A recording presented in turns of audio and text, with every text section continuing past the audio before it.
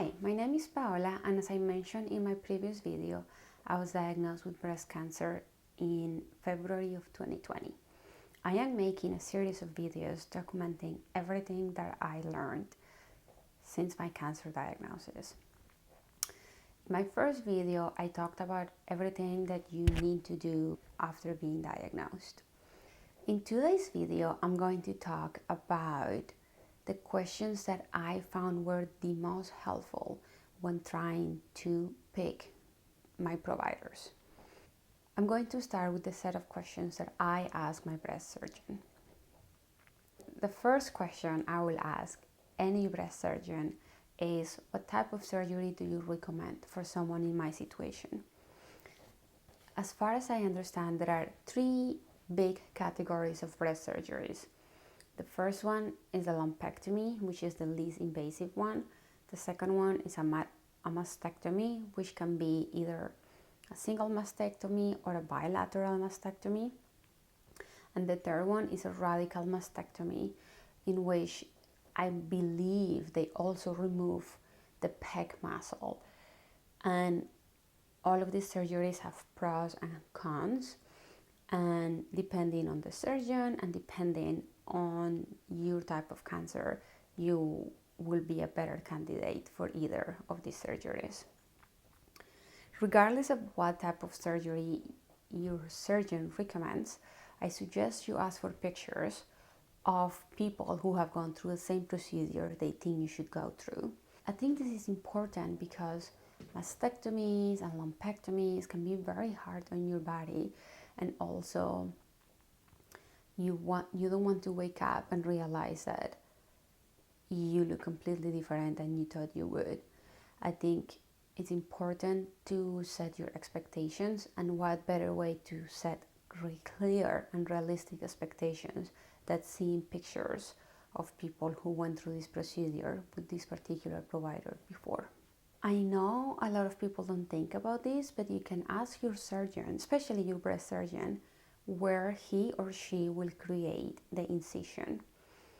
Not all mastectomies need to be cut down the middle. Not everyone who needs a mastectomy will need to give up on their nipples. There are plastic surgery techniques that a lot of breast surgeons use to try to preserve at least the aesthetic integrity of your breast as much as possible. So I encourage you to ask your doctor and see if that's an option for you. Your plastic surgeon and your breast surgeon are going to work closely together. So I encourage you to ask he or she what plastic surgeon they recommend. As I mentioned in my previous video, ideally they will work together and they have a lot of experience.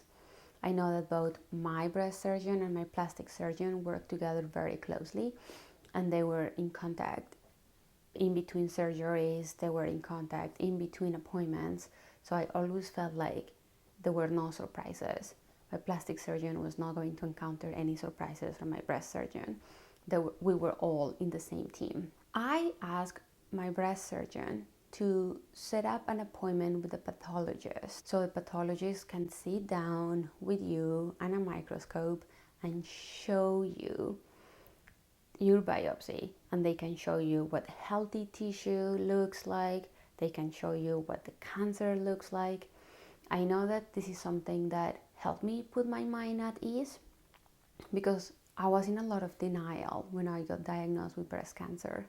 However, being able to see slides with my healthy tissue and my cancer tissue helped me come to terms with the fact that I did have cancer and I needed surgery ASAP. During the visit with the pathologist, she also showed me slides from my lymph node, and she was able to explain to me what a healthy lymph node looked like, and then she showed me where there was cancer in my lymph node. So it's going to be, I'll guarantee you, everyone is going to be very surprised that you ask to see the pathologist. But I think as a patient and as someone who has been given life-changing news, it's important to see the doctor that at the end of the day diagnosed you with cancer.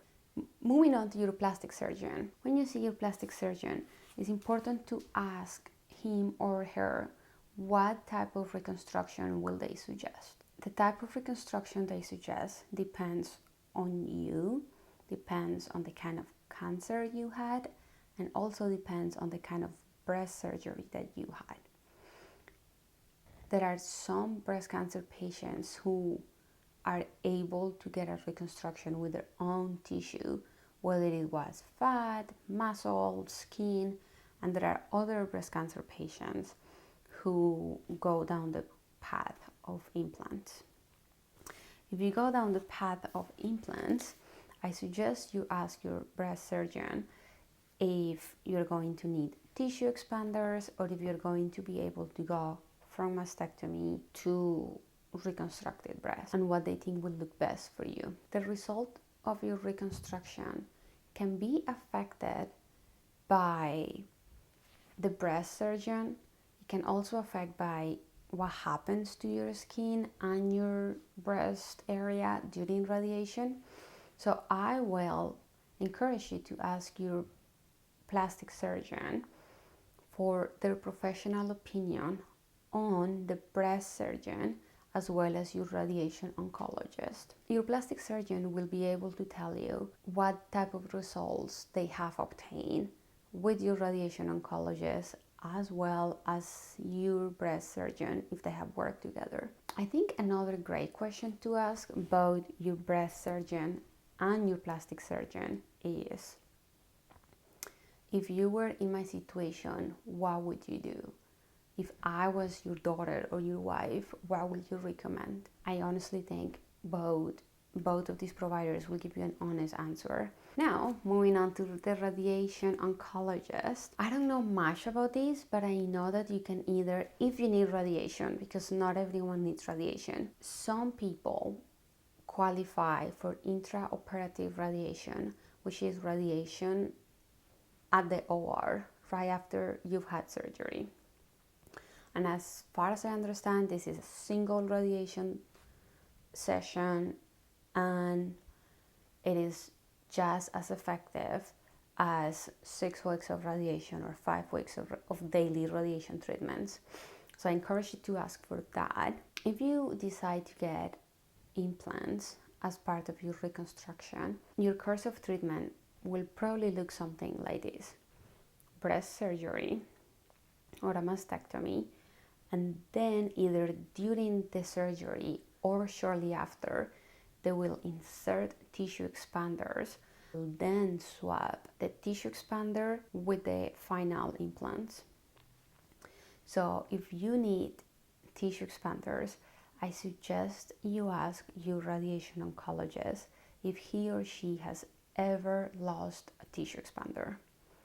This is not a question that is like comfortable to ask, but I encourage you to ask this because if the answer is no, I've never lost a tissue expander because I've been doing this for 20 years and I've had great mentors, then that's a great provider.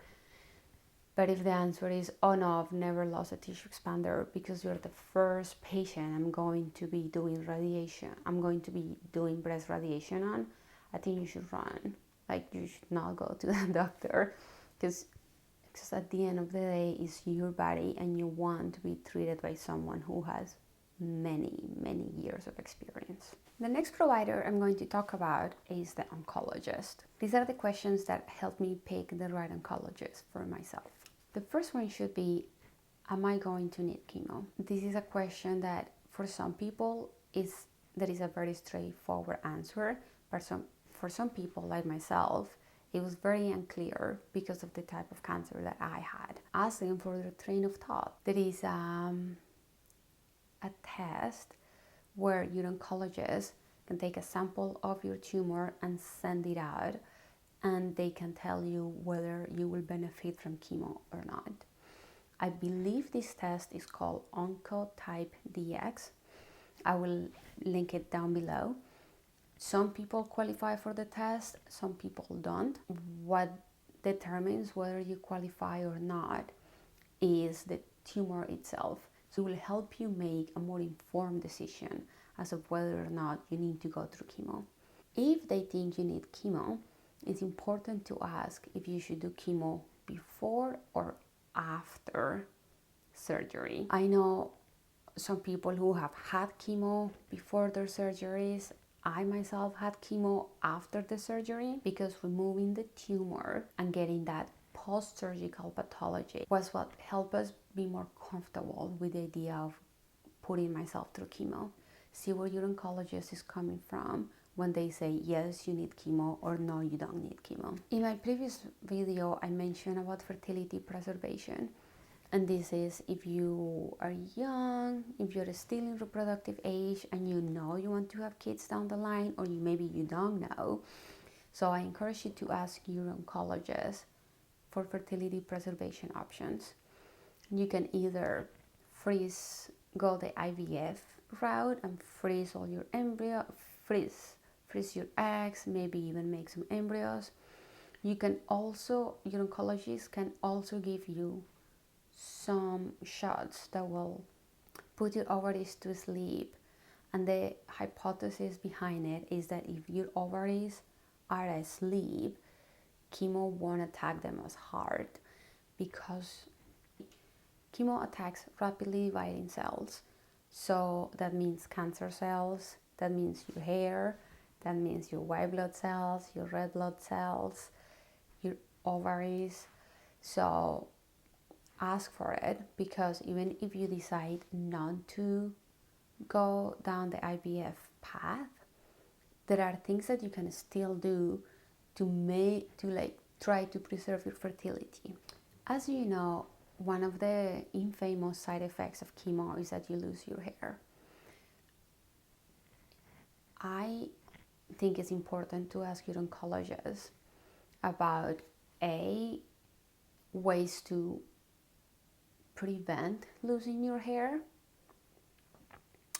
or about prescribing a wig. So let me explain. There are a few techniques out there that help people lose less hair, and the most common technique is called Caulk Capping. And the idea is that you put a hat in your head that will freeze your hair follicles, restricting circulation. So chemo will not circulate around your hair follicles because they're all constricted. They're basically very tight and constricted. And that helps some people lose less hair than others. And that helps keep your hair. It's not perfect. I think the person with the best success I talked to had was able to keep like 60-70% of her hair. It's painful from what I've been told, because you have to put these really Caulk caps on your head, and you have to put them on maybe an hour before chemo, during chemo, and for a few hours afterwards. So it's not an easy endeavor, but I encourage you to ask your oncologist if the infusion center where you will be treated offers Caulk capping options. I know that some infusion centers will have machines that actually freeze your scalp, like help you do the Caulk capping. And I know there are infusion centers that don't. However, you can do it on your own. You can go to, I think it's called Penguin Caulk Caps. I put the link down below. But this is a system that you can do on your own. You basically need another person and a lot of dry eyes. And you will need to be changing. You need to put like a Caulk cap, and you need to change it every 20 minutes to keep the temperature of your scalp at the same, keep it at the same temperature to minimize your hair loss. I decided not to do Caulk capping because it sounded like it was too much of a hassle. It was going to be very painful. It was not going to be super effective because you only get to keep like 50% of your hair, maybe 70. And it's pricey. So I decided that I was not going to do that. But if keeping your hair, if you, let's say you have a wedding that you want to go to, or you have a vacation coming up, or you just really don't want to lose your hair on top of everything else, then I encourage you to ask for it, because there are options out there. I already mentioned this, but your oncologist can give you a prescription for a wig.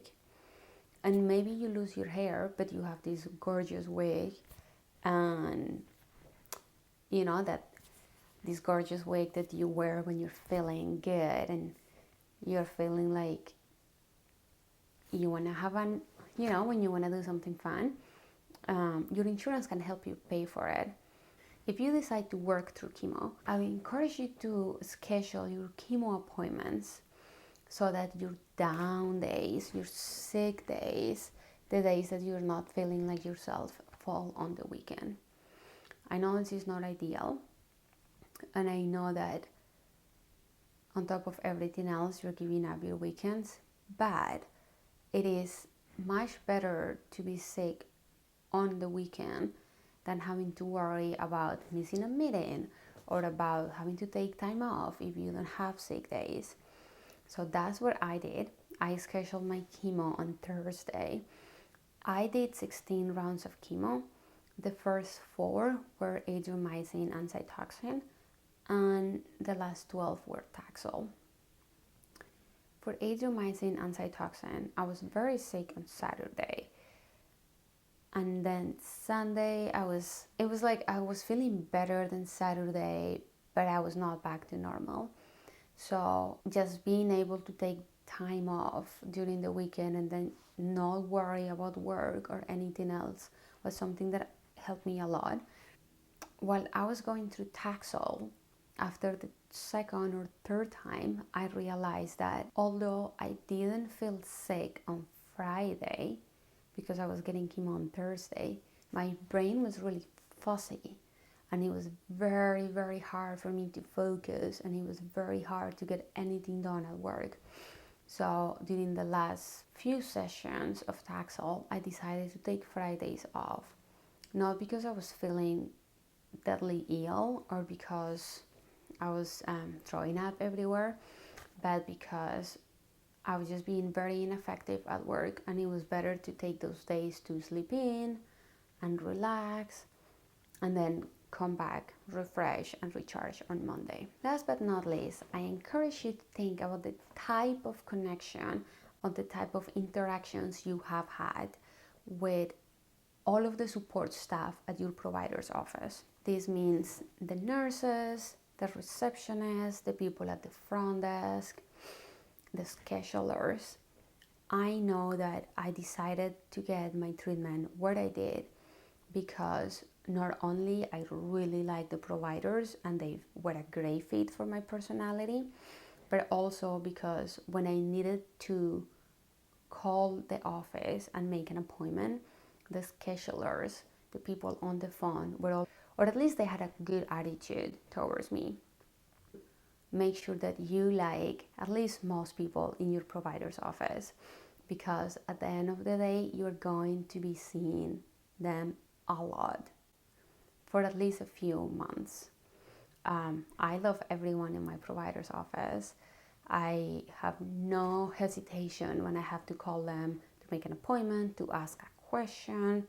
I know they're always gonna be happy to answer them. So I encourage you to not only think about the doctor, but also think about their support staff, I hope you find this video helpful.